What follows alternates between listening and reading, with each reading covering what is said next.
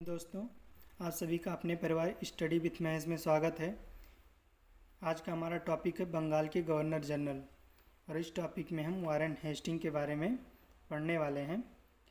Warren Hasting के कार्यकाल में जितने भी कार्य हुए हैं, जो भी घटनाएं हुई हैं, युद्ध हुए हैं या संधि या समझौते हुए हैं, सबके बारे में संपूर्ण जानकारी करने वाले हैं।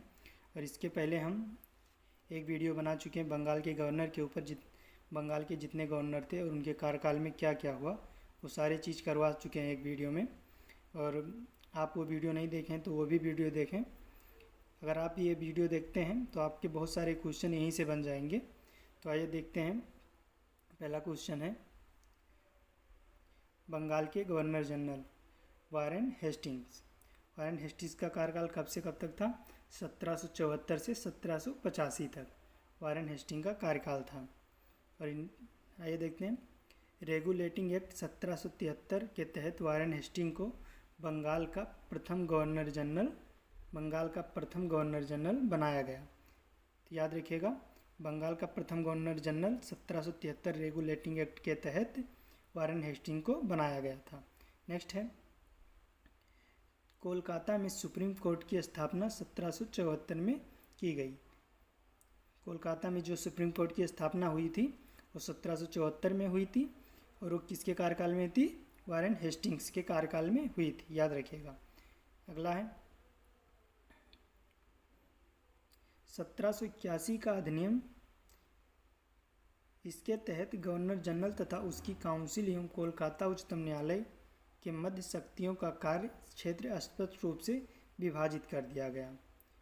1781 का अधिनियम जो था, इसके तहत गवर्नर जनरल तथा उसकी काउंसिल एवं कोलकाता उच्चतम न्यायालय के मध्य शक्तियों का कार्यक्षेत्र स्पष्ट रूप से विभाजित कर दिया गया था।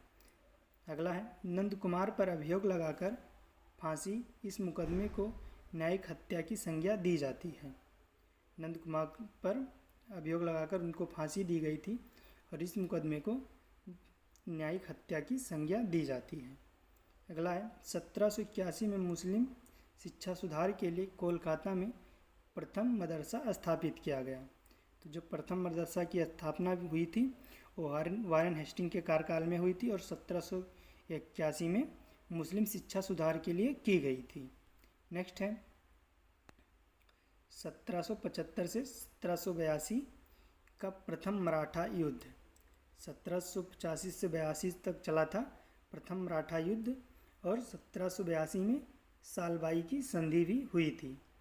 तो ये किसके कार्यकाल में हुई थी?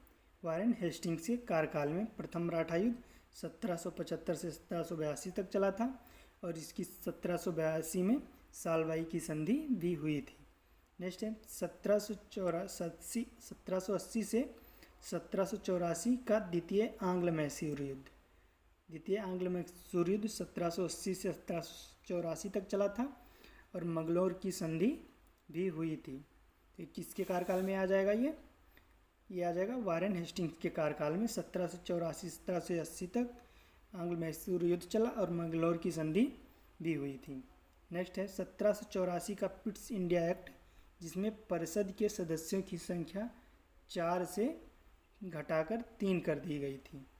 1784 का पिट्स इंडिया एक्ट जो आया था, उसमें परिषद के सदस्यों की संख्या 4 थी, उसे घटाकर 3 कर दी गई थी, याद रखिएगा।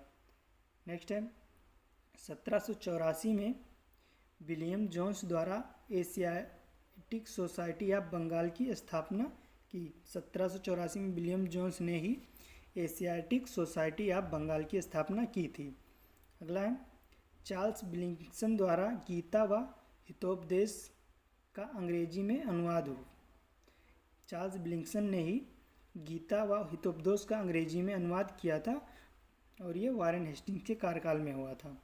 अगला है, राजकीय कोषागार मुर्शिदाबाद से कोलकाता स्थानांतरित हुआ। राजकीय जो कोषागार था उसको मुर्शिदाबाद से कोलकाता स्थानांतरित किया गया था। और इन्हीं के कार्यकाल में इजारेदारी प्रथा का भी प्रारंभ हुआ था और हिंदू मुस्लिम कानून को संहिताबद्ध किया गया। हिंदू मुस्लिम जो कानून था उसको संहिताबद्ध भी इन्हीं के कार्यकाल में किया गया। नेक्स्ट है, अभिज्ञान शाकुंतलम का अंग्रेजी अनुवाद कराया गया। इन्हीं के कार्यकाल में ही अभिज्ञान शाकुंतलम का अंग्रेजी अनुवाद कराया गया था। नेक्स्ट है, देसी रियासतों के साथ घेरे की नीति अपनाई गई। देसी रियासतें जो थीं उनके साथ घेरे की नीति अपनाई गई थी, याद रखिएगा। नेक्स्ट है, प्रथम रोहिल्ला युद्ध 1774। प्रथम रोहिल्ला युद्ध 1774 ईस्वी में भी वारेन हेस्टिंग्स के कार्यकाल में हुई थी। और 1775 में आसफुद्दौला के साथ फैजाबाद की संधि भी इन्हीं के कार्यकाल में हुई। इम्पोर्टेंट फैक्ट है ये। पिट्स इंडिया एक्ट 1784 के विरोध में इस्तीफा देकर जब वारेन हेस्टिंग्स 1785 में इंग्लैंड पहुंचा तो एडमंड बर्क द्वारा उसके ऊपर महाभियोग का मुकदमा दायर किया गया, परंतु 1785 में इसे सभी आरोपों से मुक्त कर दिया गया।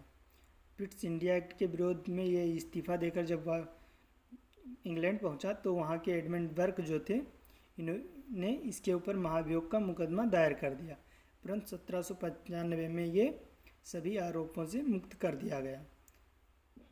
तो कैसी लगी क्लास, कमेंट करके ज़रूर बताइएगा। अगर क्लास अच्छी लगी हो तो इसको ज़्यादा से ज़्यादा शेयर करें और लाइक करें, चैनल को सब्सक्राइब जरूर करें। जय हिंद।